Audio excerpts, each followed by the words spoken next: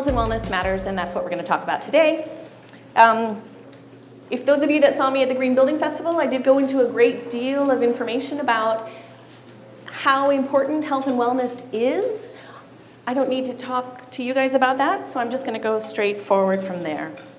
So we know that people want to be healthy and well. The Wellness Institute just came out with their research 2 days ago. It's now health and wellness in the global market is a $4.2 trillion market. How many of you know how big Big Pharma is? We've heard of Big Pharma. What's the size of Big Pharma? Guess. Give me one guess. Come on. 2 trillion. 2 trillion. No, it's actually 1.4. So we're about 4 times as big, the global health and wellness industry. And we know that health claims are everywhere. This is one of my favorites. And we also know that regulation is woeful, right? Our regulations and our standards are terrible. My favorite is the ASHRAE air quality, which is for acceptable air quality. Not good, not great, not brilliant, but just for acceptable. And I don't need to tell this crowd that we're living in sort of experimental chemical soup, right? Our building products, we don't have the regulations that the pharma industry does, nor the food industry. We are kind of winging it. So it's a little bit pedantic, but I think it's important that we distinguish between health and wellness. So health is the obvious one, right? It's not just the absence of disease, but it's physical, mental, and social well-being. It's the one we all know of. It's the World Health Organization definition. Wellness is an approach. So you go to the doctor for health reasons. You go to your therapist or you go to a yoga class because you want to feel better, right? So it's an approach, and it encompasses a number of things, including even your occupational and spiritual wellness. And we know that these things exist, health and wellness exist on a continuum, right? You can be of ill health and still feel really well, and vice versa. But the important thing is that having a wellness perspective is moving forward, having it a purposeful direction towards human well-being. So this $4.2 trillion industry, what does that mean? The graphic doesn't come out too great, but our piece of that wellness, workplace wellness, any of us that work in offices, grew globally for almost 5% just in the last 2 years, 48 billion worldwide. But the biggest, fastest growing sector of the health and wellness industry is wellness lifestyle real estate. What does that mean? Residential, hospitality, mixed-use real estate development, and it's booming. And it doesn't have to cost more, right? You use the integrated design process, you make decisions early on, you bring in all those experts, it's so important. Then you don't have these surprises at the end, and then projects are affordable. And people are willing to pay more, which, you know, sometimes that's the good catch. That's where we can grab clients. So what can you do? So it used to be very touchy-feely. I remember when I started my business, I made up my own 6 factors and what have you, and I would speak to clients about it. But now we have actual systems. We had the Living Building Challenge, not one I could sell to many clients, although it's the dream. But we do now have 2 new systems that just came out independently of one another. They were developed in the last year and a bit, maybe 2 years by now. And so I'm going to tell you a little bit about them. But again, the most important thing is this idea of an integrated approach. There's so much to human wellness. There's so much in the built environment that is affected by what we do, how we design, how we build, that we need to have people who are experts in all of these fields, and don't be afraid to tell clients that this is worth paying for, because in the long term it's going to make a big difference. So all of these building rating systems talk about health and human wellness. The big difference between LEED 2009 and version 4, much more emphasis on materiality and human well-being, etc. But these 2 new ones, WELL and Fitwel, just a show of hands, I apologize. How many of you have heard of these? Raise your hand. Oh, fabulous. And how many of you actually use them? Okay, so it's coming. Okay, so what's the big difference? So you can now rate a building on all these health, nothing to do with energy. Absolutely, literally nothing to do with energy. The biggest difference between WELL and Fitwel, WELL is now into version 2. Had I shown you this slide only 6 months ago, there were actually 7 concepts and 100 plus features. They've now moved to 10 in version 2. I think a little bit to distinguish potentially. But the biggest difference is WELL is based on individual health and Fitwel is built on public health. So how did they do that? Oh, the slides are funny. Okay. So WELL's approach, they said, the body is a number of systems, respiratory, digestive, reproductive, all these different systems, and we know that the building is a system as well. So how can we integrate? What are the interventions that we can do in the built environment to at least not harm, but even better, with a wellness approach, make the human experience better in our buildings? So you can now certify a building on air, water, nourishment, light, movement, thermal comfort, sound, materials, mind, community, and like most LEED things, you get innovation credits. If you've done LEED, this will look quite familiar to you. There are points that you get. It was developed, in fact, to marry well with LEED and with other rating programs as well. So you have preconditions or prerequisites. These are points that you have to get. And then you can also get optimizations. It used to be that these were simply points that you would get.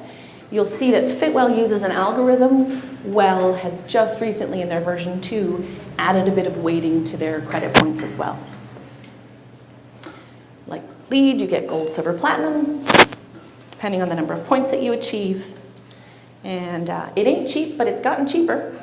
So when the program first came out, there was basically no maximum, and it was a per square footage calculation. They've now maxed it, they've learned, at $20,000 per project, and they offer a subscription service as well. So in case you have a portfolio of buildings, or you're thinking about doing a number of buildings with this, it's an option for you. So I'm gonna touch on 4 points in each of these certification systems, just to kind of give you a point of comparison. So the first one is air. So here, they definitely want you to test the air. They want you to look for particulate matter, organic gases, inorganic gases, etc. You have to measure it, and you have to report it, and you have to continually monitor it over the next 3 years. And then you get recertified after the 3rd year. Water is the same. They want you to measure for turbidity and for E. coli as a proxy for bugs. That was convenient. Nourishment. So they actually, if you have an office building or a commercial project, they would like you to limit things like sugars and trans fats and those sorts of things. So it's quite prescriptive in that sense.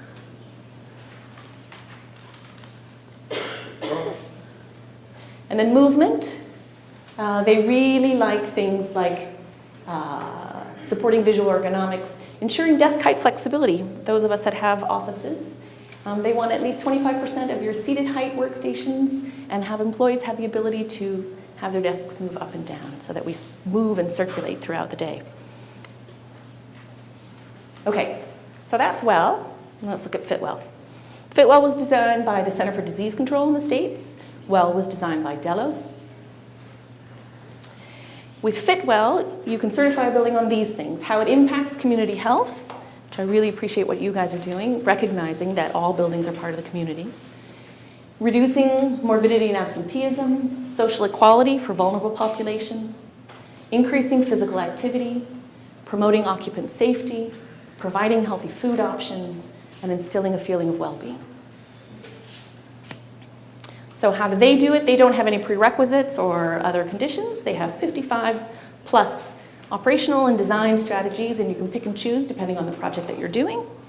And they're all voluntary. You are currently able to certify a building on these types of buildings, well as the same version 2 they claim can be used for all building types. We shall see. They have an excellent, very easy to use online system where you can register a project. And you can just implement, you can pull up the information that you need and upload things very quickly. It's a very easy to use system. Instead of gold, silver, and platinum, it's 1 star, 2 stars, or 3 stars. So maybe from a marketing perspective. Oh, and the total cost, all projects, no matter what, cost $500 to register and $6,000 to certify. So it's cost effective in certain cases. So now we're going to do the same thing. We're going to look at those 4 categories and see what Fitwel does. So with air, they want you to have an IAQ policy and upload that onto the site. So it's not a testing based, it's more a thinking based. What are you doing to promote air quality? For water, they want you to have water filling stations and water drinking stations. Clean, accessible water as often as possible.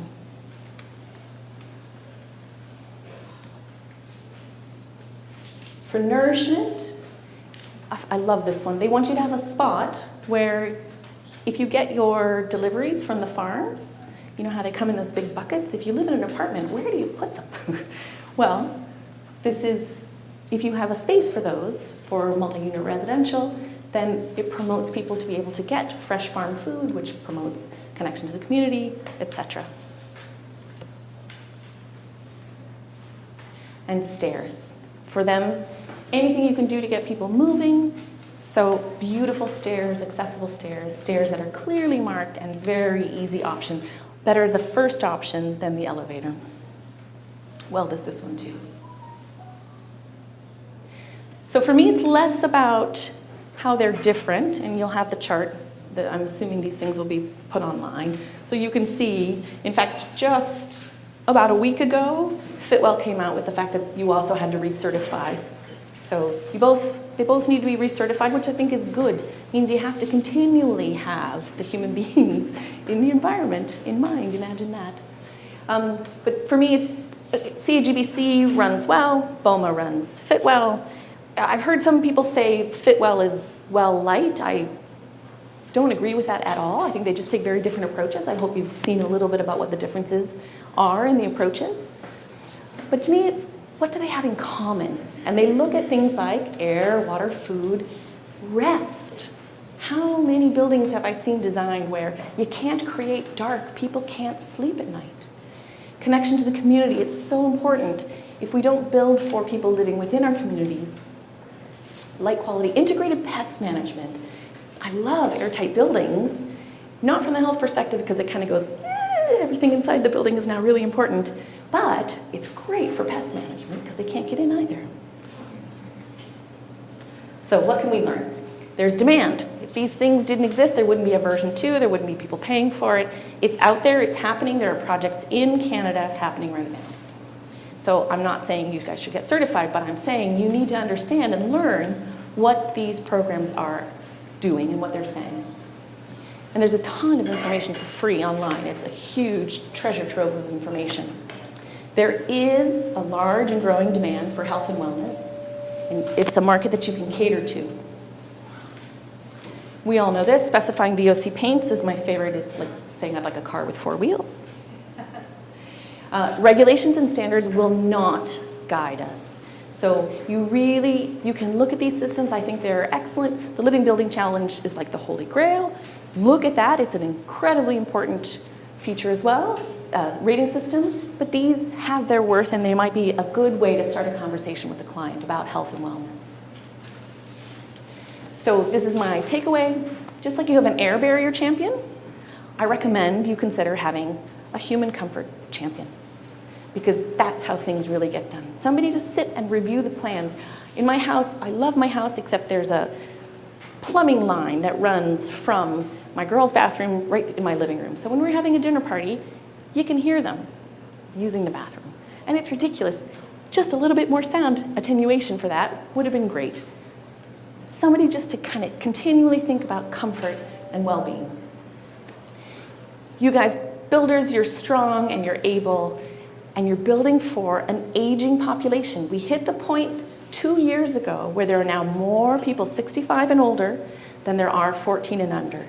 This is a huge market opportunity, and we have to think about what their needs are and how we can build for them. 1% of US housing stock is accessible for the elderly and for people with disabilities. And we're not much better. And there's a growing need for places for elderly and disabled people to live. Designers, you guys naturally, I love thinking about light and brilliance and all these lovely things, except often there's this balance. And sometimes we need that champion to say, yes, those huge, beautiful windows are amazing, but the glare and the heat gain are really uncomfortable. And what can we do to ameliorate those? Integrated design is key. I have just a couple of examples. So I had a client, she has a brain tumor. She wanted to move to a new house, probably part of the brain tumor. And she renovated an enormous house, and there was a bedroom in the second floor, so she inserted an elevator. Yet, nobody thought to put a ramp to get her in and out of the house. At the time, she was still mobile. She's not anymore. So she can live very comfortably in her home, but she can't go visit her neighbor. She can't go and see other people. Judy had some carpeted stairs. You walked into her house, that was the first thing that you saw, and they were a giant dirt trap and disgusting, but she was convinced that it was comfortable and that it was a healthy thing to have because she wouldn't slip on it. And so trying to explain to her and convince her, and in the end we did, that recovering those stairs, making them natural wood, putting some treads on it so that she wouldn't slip, but it wasn't going to be this giant sponge of dirt. Helga, she was the one that insisted, and I do it now for any client that I have, all plugs should be at a height so that elderly people don't have to get down on the floor. There's no reason for us not to have all of our plugs at a comfortable height. Roll-in showers as well. I had a hip operation. I am one of the 5.5 million people with disabilities in Canada. It was a temporary, so I'm not even counted in that. But our aging population, we are going to have more and more incidences of times when we have temporary disabilities. And if we can't function in our own homes, it makes us feel unwell. Sarah, the cabinet, no cabinet above the stove, it's a burn hazard. If you're not as mobile or not as agile, or even if you are and you're wearing something pretty and you're cooking, if you have a cabinet above the stove, it's a huge fire hazard. And for Sarah also, we did a sitting prep. She wanted a big counter so her whole family could sit together while she cooked. And she's so grateful now that she also has a sitting countertop where the little kids, the grandkids, can come and help her chop standing, and she can sit comfortably and spend more time in the kitchen. So there are tons of great resources out there. One of my favorites is this Aging in Place guide. I recommend you all read that one. There will be links to all of these. They're all embedded. WELL and Fitwel, I think, are well worth a look. Dialogue, our local architecture colleagues, they've come up with their own wellness rating system, more for community-based, but it's a great project to look at. They did that together with with Arlene Gould and students from New York.